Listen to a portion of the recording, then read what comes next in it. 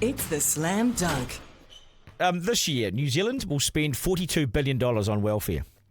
That includes more than half that's on New Zealand superannuation. By far, that's the biggest spend. More than anything else we spend on, welfare is the biggest one by a long shot. More than health, education, all that. Superannuation is the single biggest item of any spend in New Zealand. It's a sky tower compared to everything else, which is small. Superannuation paid to 909,000 oldies is our largest one item. Not means tested, and we are paying to millionaires. We pay New Zealand superannuation to millionaires, no questions asked. And while there are all sorts of benefits available, they're rightly asset means tested, because you shouldn't go paying welfare to rich people, should you? But we do. And I wonder if we've gone too far with our benefit system, if it covers far too many things.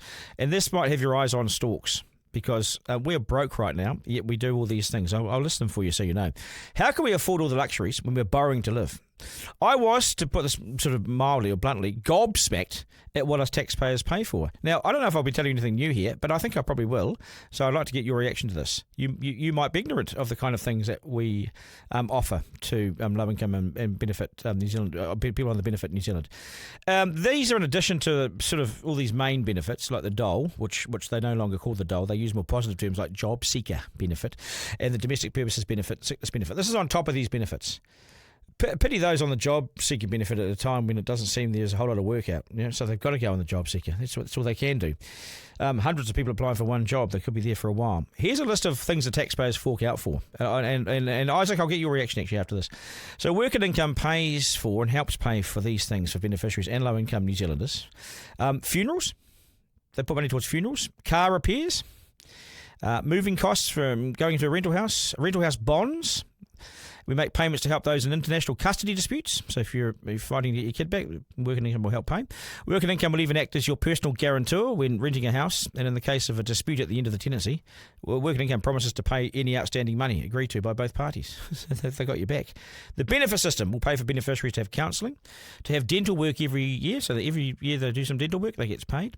It offers money for school uniforms, for stationery and for childcare costs. They'll also pay youth benefits.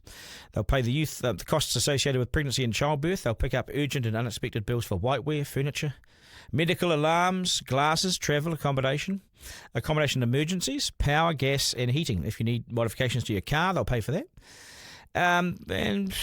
Well, that's probably the right thing. ACC will be there too for you, I suppose. The taxpayer will even kick in $1,000 for your roof to be fixed, for your hot water cylinder to be replaced and fixed, new pathways at your house, fences, or even retaining walls. Now, did I mention the free school lunches? That's also there, $170 million.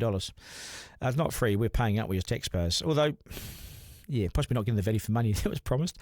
And this taxpayer-funded service gets its own vasectomies as well. Vasectomies get funded. No one's suggesting they chop that payment.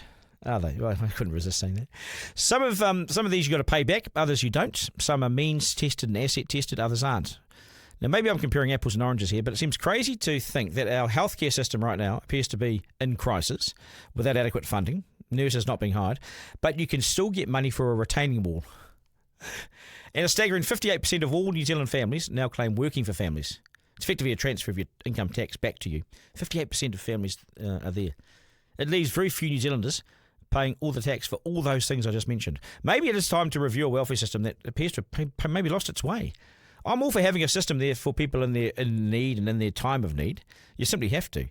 But it looks and reads like a shopping list of options. I'm not saying being on a benefit's easy either. But seriously, why work and take responsibility for yourself when the government has a list of everything they'll do for you? They'll do everything but effectively wipe your ass. Duncan Garner, live.